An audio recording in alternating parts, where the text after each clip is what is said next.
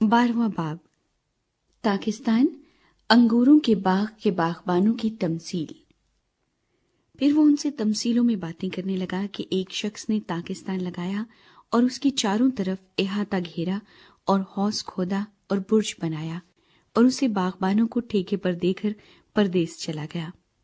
پھر پھل کے موسم میں اس نے ایک نوکر کو باغبانوں کے پاس بھیجا تاکہ باغبانوں سے تاکستان کے پھلوں کا حصہ لے لے، لیکن انہوں نے اسے پکڑ کر پیٹا اور خالی ہاتھ لوٹا دیا۔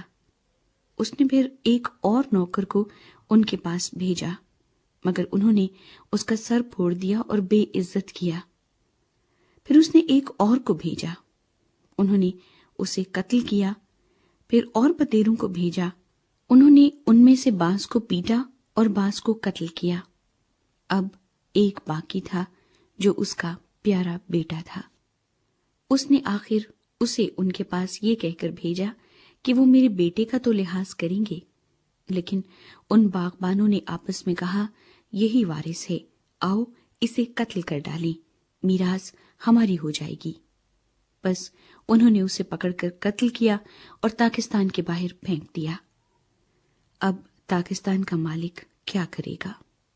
وہ آئے گا اور ان باغبانوں کو ہلاک کر کے تاکستان اوروں کو دے دے گا۔ کیا تم نے یہ نوشتہ بھی نہیں پڑھا کہ جس پتھر کو معماروں نے رد کیا وہی کونے کے سرے کا پتھر ہو گیا؟ یہ خداوند کی طرف سے ہوا اور ہماری نظر میں عجیب ہے۔ اس پر وہ اسے پکڑنے کی کوشش کرنے لگے، مگر لوگوں سے ڈرے کیونکہ وہ سمجھ گئے تھے کہ اس نے یہ تمثیل انہی پر کہی۔ بس وہ اسے چھوڑ کر چلے گئے۔ جزیے کے بارے سوال۔ پھر انہوں نے بعض فریسیوں اور ہیرودیوں کو اس کے پاس بھیجا تاکہ باتوں میں اس کو پھنسائیں، اور انہوں نے آ کر اس سے کہا، اے استاد، ہم جانتے ہیں کہ تو سچا ہے اور کسی کی پرواہ نہیں کرتا، کیونکہ تو کسی آدمی کا طرفدار نہیں بلکہ سچائی سے خدا کی راہ کی تعلیم دیتا ہے۔ پس قیصر کو جزیہ دینا روا ہے یا نہیں؟ ہم دیں یا نہ دیں؟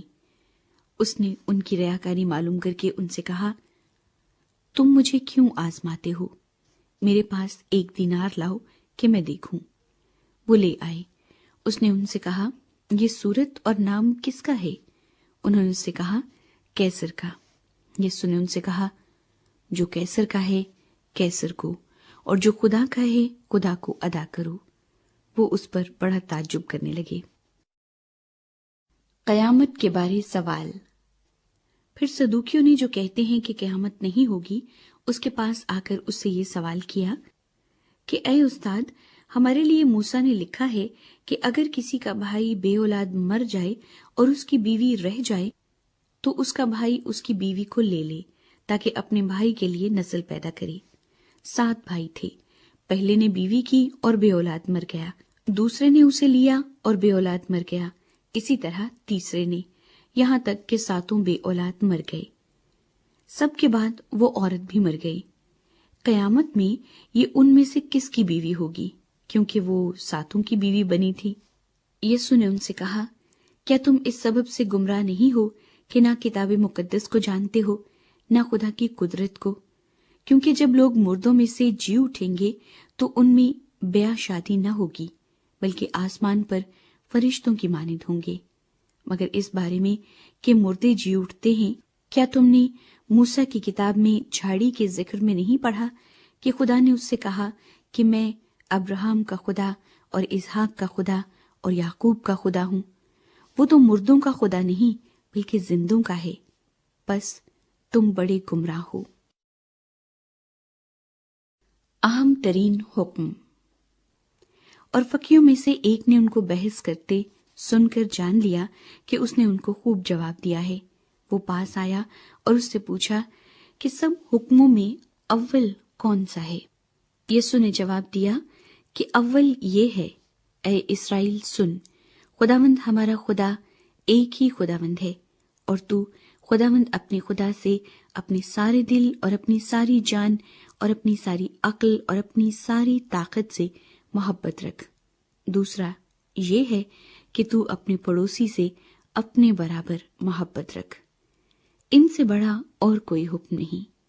فقیہ نے اس سے کہا، اے استاد، بہت خوب، تو نے سچ کہا کہ وہ ایک ہی ہے اور اس کے سوا اور کوئی نہیں، اور اس سے سارے دل اور ساری عقل اور ساری طاقت سے محبت رکھنا اور اپنے پڑوسی سے اپنے برابر محبت رکھنا سب سوختنی قربانیوں اور ذبیحوں سے بڑھ کر ہے۔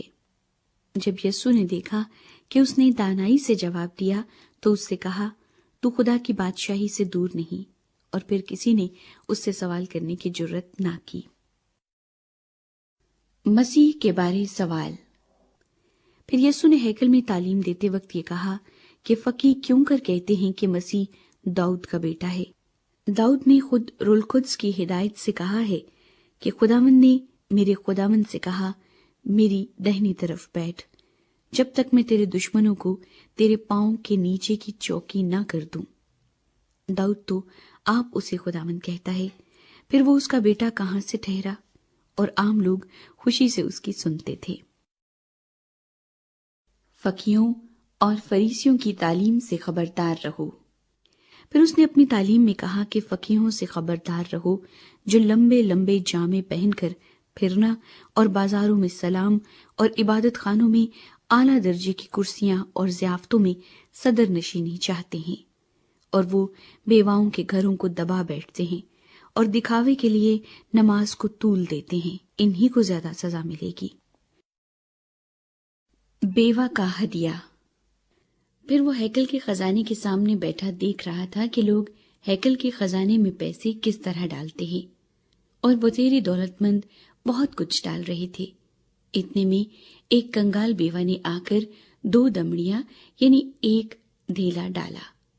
اس نے اپنے شاگردوں کو پاس بلا کر ان سے کہا، میں تم سے سچ کہتا ہوں کہ جو ہیکل کے خزانے میں ڈال رہے ہیں، اس کنگال بیوہ نے ان سب سے زیادہ ڈالا، کیونکہ سبوں نے اپنے مال کی بہتات سے ڈالا، مگر اس نے اپنی ناداری کی حالت میں جو کچھ اس کا تھا یعنی اپنی ساری روزی ڈال دی۔